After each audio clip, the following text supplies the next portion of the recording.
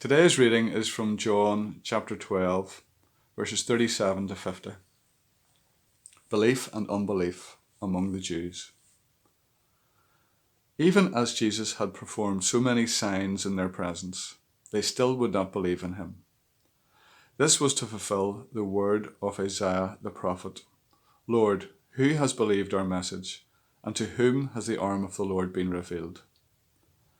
For this reason they could not believe, because, as Isaiah says elsewhere, he has blinded their eyes and hardened their hearts, so they can neither see with their eyes nor understand with their hearts, nor turn, and I would heal them. Isaiah said this because he saw Jesus' glory and spoke about him. Yet at the same time, many, even among the leaders, believed in him. But because of the Pharisees, they would not openly acknowledge their faith, for fear that they would be put out of the synagogue, for they loved human praise more than the praise from God. Then Jesus cried out, "Whoever believes in me does not believe in me only, but in the one who sent me. The one who looks at me is seeing the one who sent me. I have come into the world as a light, so that no one who believes in me should stay in darkness. If anyone hears my words but does not keep them, I do not judge that person. For I did not come to judge the world, but to save the world.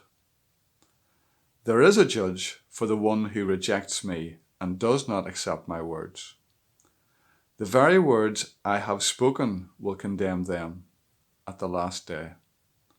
For I did not speak on my own, but the Father who sent me commanded me to say all that I have spoken.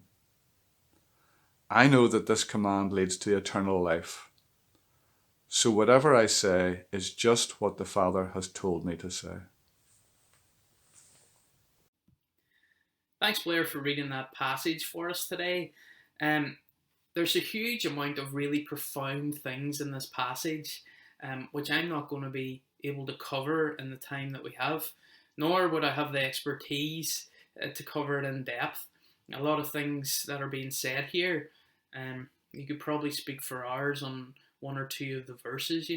So I'm just going to run through a couple of main points. So let's just go through this passage now here. We read firstly that Jesus had performed many miraculous signs in their presence. So these people had actually seen Jesus heal and do other miraculous things. They had seen with their own eyes, yet they still didn't believe. We can see also in the time of Isaiah, we're told that God hardened the hearts of people. Um, does that mean that God stopped them from believing?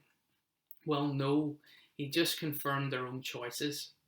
Like in Isaiah's time, or like the Pharaoh in Egypt that we hear about in Exodus, people, after they resist God for a long period of time, they become set in their ways, they're proud and stubborn, and they don't want to believe.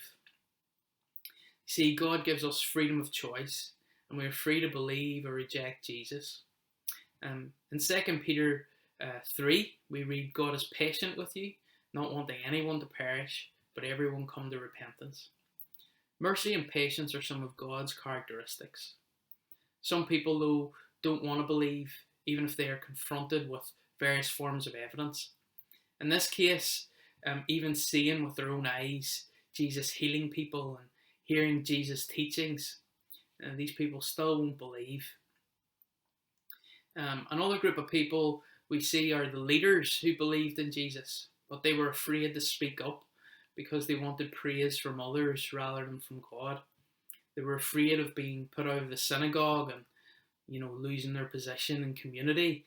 Um, as people of faith, it's important that we speak up and speak of the hope that we have in our life and to not be afraid. What's really interesting about this passage is that this is the last time Jesus teaches in public. It's the end of his public ministry. What follows this is Jesus teaching his disciples, and then he's crucified, and then he is resurrected again. Let's see what Jesus says in his last public teaching. Well, he talks about there being a judge and there being a judgment day. Jesus says he didn't come into the world to judge the world, but to save the world.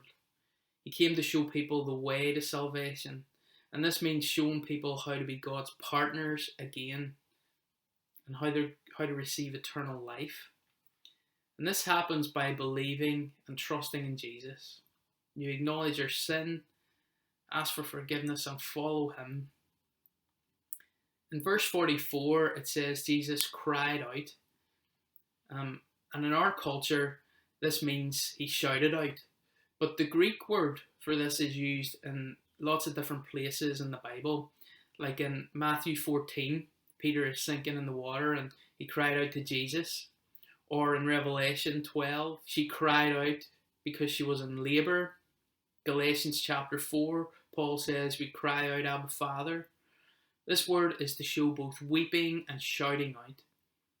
Jesus is literally weeping here, and he is shouting out. He has this intensity, this anguish. There's urgency. He tells the crowd that whoever believes in him believes in the one who sent him. And whoever doesn't believe in him doesn't believe in the one who sent them, and that they will be condemned. Ultimately, we'll all face this judgment.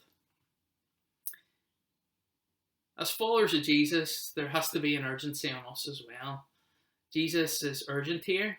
He knows he's going to die, but he's still reaching out, wanting people to believe in him, to receive forgiveness, eternal life, and to be God's partners again.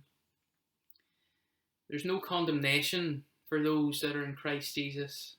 So when Judgment Day comes, we have a security in knowing that we are his and he is ours. You know, we as humans often wonder what God is like. How can we know the Creator when he is invisible? Well, Jesus says that those who see him see God because he is God. This means if you want to know what God is like, you should study the person and the words of Jesus. Read what he has said. See how radical his teachings are, how loving and caring he is. If you're a visual person, there's a TV show called The Chosen that you can find on YouTube, and it's about the life of Jesus. Series 1 has been out, and there's about 80 episodes. There's Series 2 is coming out soon, I think. Jesus is God in human form, and not only did he die and rise again for you, but he wants a relationship with you as well. And as followers of Jesus, we don't believe in a dead God. We believe in a living God who brings transformation and who gives new life to people. He brings hope, meaning, and purpose to this broken world. The God of all the universe knows you by name and deeply cares for you. So much so that he cries out to you, follow me. He literally cries out and weeps for you to follow him. Ultimately, there is a judgment day, and as Danielle spoke about yesterday, are we going to confess Jesus as Lord of our life, or are we not? If you are going to be before the judge, then are you going to be standing on your own, or will you have Jesus beside you? And these are questions we need to ask ourselves in this life.